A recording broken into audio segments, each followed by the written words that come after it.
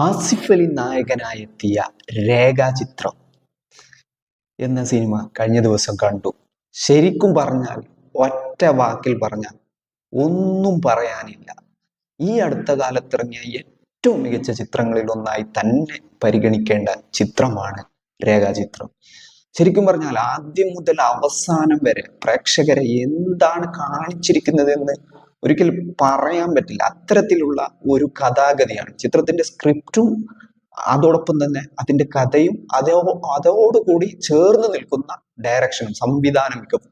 ഇത് മൂന്നാം കാര്യങ്ങളാണ് ഈ ചിത്രത്തെ പറ്റി പ്രധാനമായിട്ടും പറയാനുള്ളത്. പിന്നെ ആളുകളുടെ പെർഫോമൻസ്, ആസിഫ് അലിയുണ്ട്, ബാക്കിയുള്ള ആളുകളുടെയൊക്കെ പെർഫോമൻസ് അതിന് അനുസരിച്ച് ചിത്രത്തിന് എന്താണോ ആവശ്യം അത് കൃത്യമായിട്ട് വന്നിട്ടുണ്ട്.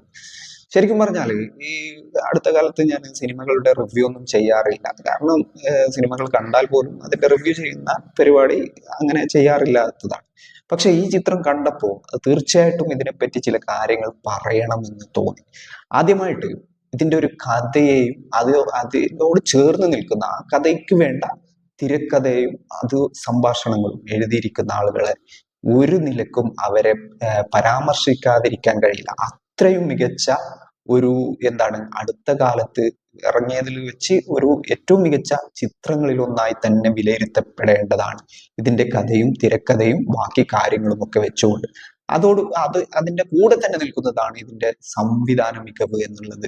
ഈ ചിത്രത്തിന് എന്താണ് ആവശ്യം അത് കൃത്യമായിട്ട് ഷൂട്ട് ചെയ്ത് നമ്മുടെ മുമ്പിലേക്ക് എത്തിയിട്ടുണ്ട്. ബാക്കിയുള്ള എല്ലാ അംഗങ്ങളും നന്നായി പണിയെടുത്തതിന്റെ, അല്ലെങ്കിൽ നന്നായി അതിനെ ഉപയോഗിച്ചതിന്റെ എല്ലാ ലക്ഷണങ്ങളും ഈ ചിത്രത്തിൽ കണ്ടിറങ്ങുമ്പോൾ നമുക്ക് മനസ്സിലാവുന്നുണ്ട്. ഇതിന്റെ കഥ എന്ന് പറയുന്നത് ഈ ഒരു കാലഘട്ടത്തിൽ ഒരു അസ്ഥികൂടം കണ്ടെത്തുന്നതും അതിന്റെ പിന്നിലെ കാരണങ്ങളെ തേടി പോകുന്നതുമാണ്. അത് പിന്നീട് 1985 കൊണ്ടുപോവുകയാണ്. ഇങ്ങനെ ഈ ഒരു ചിത്രം എന്നുള്ളത് നമ്മളെ രണ്ട് കാലഘട്ടത്തിലൂടെ ഇങ്ങനെ തിരിച്ചും മറിച്ചും കൊണ്ടുപോയി ഇങ്ങനെ ഈ ചിത്രം അവസാനം വരെ നമ്മളെ ഒരു പിടിച്ചിരുത്തുന്ന, നമ്മളെ ഒരു നിലക്കും സ്ക്രീനിൽ നിന്ന് കണ്ണെടുക്കാൻ കഴിയാത്ത രീതിയിലേക്ക് കൊണ്ടുപോവുകയാണ്.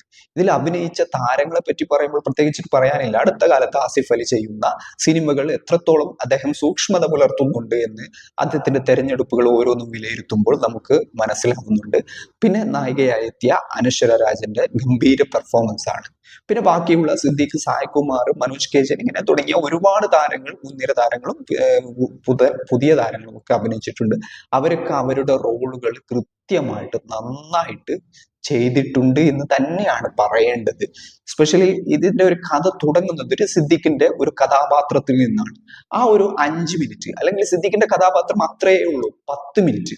സിദ്ദീഖിന് അത് മതി, ആ 10 മിനിറ്റ് മതി. ആ സിനിമയ്ക്ക് എന്താണോ അദ്ദേഹത്തിന്റെ കഥാപാത്രത്തിൽ നിന്നും ആവശ്യം അത് കൃത്യമായിട്ട് അദ്ദേഹം നൽകും. അത് എല്ലാ ചിത്രത്തിലും അദ്ദേഹം അത്തരത്തിൽ തന്നെയാണ്. അദ്ദേഹത്തിന്റെ സ്ക്രീൻ പ്രസൻസ് എത്ര സമയമാണോ നൽകുന്നത് ആ സമയത്ത് അദ്ദേഹത്തിന്റെ കഥാപാത്രം എന്താണോ ആവശ്യം, അദ്ദേഹത്തിന്റെ റോളിൽ എന്താണോ ആ കഥാപാത്രം പറയുന്നത് അത് കൃത്യമായിട്ട് ആ ഒരു കഥാപാത്രത്തിലൂടെ സിദ്ദീഖ് ചെയ്തു വെച്ചിട്ടുണ്ട്. ആ ഒരു കഥാപാത്രത്തിലൂടെയാണ് സിനിമ തുടങ്ങുന്നത്. പിന്നീട് ഒരു അന്വേഷണം, ആസിഫ് അലിയാണ് പോലീസ് കഥാപാത്രമായി എത്തുന്നത്. അതിന്റെ കുറെ കാര്യങ്ങളും ഡീറ്റെയിൽസും അത് പഴമയിലേക്ക് കൊണ്ടുപോവുകയും, ഭരതൻ ഇങ്ങനെയുള്ള ആളുകളുടെയൊക്കെ, കമൽ ഇങ്ങനെയുള്ള ആളുകളുടെയൊക്കെ ഒരു കാലഘട്ടത്തിലേക്ക് കൊണ്ടുപോകുകയും 1985 കൊണ്ടുപോകുന്നു. വീണ്ടും നമ്മെ ഈ കാലഘട്ടത്തിലേക്ക് കൊണ്ടുവരുന്നു, വീണ്ടും പഴയ കാലഘട്ടത്തിലേക്ക് കൊണ്ടുപോകുന്നു. ഇതിന്റെ ഈ ഒരു കഥ എന്നുള്ളത്, അല്ലെങ്കിൽ ഇതിന്റെ ഒരു തിരക്കഥ എന്നുള്ളത്, അതോടുകൂടി പറയേണ്ട ഇതിന്റെ സംവിധാനം ഒന്നും പറയാനില്ല. ശരിക്കും ഇതെങ്ങനെയാണ് എഴുതിയിട്ടുണ്ടാവുക? അദ്ദേഹത്തിന്റെ മനസ്സിൽ, ഇത് എഴുതിയ ആളുകളുടെ മനസ്സിൽ എത്തരത്തിലുള്ള ചിന്തകളായിരിക്കും വന്നിരിക്കുക? അദ്ദേഹം എങ്ങനെയാണ് ഈ ഒരു സാധനം എഴുതി ഉണ്ടാക്കിയത് എന്നുള്ള സംശയം നമ്മളെ ഓരോരുത്തരെയും സിനിമ കണ്ടിറങ്ങിയാലും നമ്മൾ ഇങ്ങനെ ചിന്തിപ്പിക്കും. എങ്ങനെയാണ് ഇങ്ങനെയൊക്കെ എഴുതാൻ പറ്റുക എന്നുള്ളത്. ഒരു ഒരു ഒരു ചിത്രം, ഒരു സാധാരണ ഒരു സിനിമ എഴുതുന്നത് പോലെ ഒന്നും എഴുതാൻ സാധ്യമല്ല ഇത്തരം ചിത്രങ്ങൾ എന്നുള്ളത്. അത്രയും വളരെ മികച്ച ഒരു അനുഭവമാണ്. ഈ ആസിഫ് അലിയുടെ അടുത്ത കാലത്തെ സെലക്ഷനുകൾ നമുക്കറിയാവുന്നതാണ്. അദ്ദേഹത്തിന്റെ ഒരു പീക്ക് ടൈമിലാണ് അദ്ദേഹം ഇപ്പോഴുള്ളത്. അനശ്വര രാജനും നല്ല കഥാപാത്രങ്ങൾ നോക്കി തന്നെ സെലക്ട് ചെയ്ത് അഭിനയിക്കുന്ന ഒരു അഭിനേത്രിയാണ്. അങ്ങനെ മൊത്തത്തിൽ ഓവറോൾ അടുത്ത കാലത്ത് ഇറങ്ങിയ ഏറ്റവും മികച്ച ചലച്ചിത്രാനുഭവം എല്ലാ മേഖലയിലും ആ, ഈ പറയാനുള്ള പ്രത്യേകിച്ചിട്ടുള്ള കാര്യം എന്നുള്ളത് ഇതിന്റെ കഥയും തിരക്കഥയും ബാക്കി കാര്യങ്ങളും ഒക്കെയാണ്. ഒന്നും പറയാനില്ല. നിങ്ങൾക്ക് സമയമുണ്ടെങ്കിൽ അല്ലെങ്കിൽ സാഹചര്യമുണ്ടെങ്കിൽ തീർച്ചയായും പരിഗണിക്കപ്പെടേണ്ട ഒരു ചിത്രം കൂടിയാണ് രേഖാചിത്രം എന്നുള്ളത്.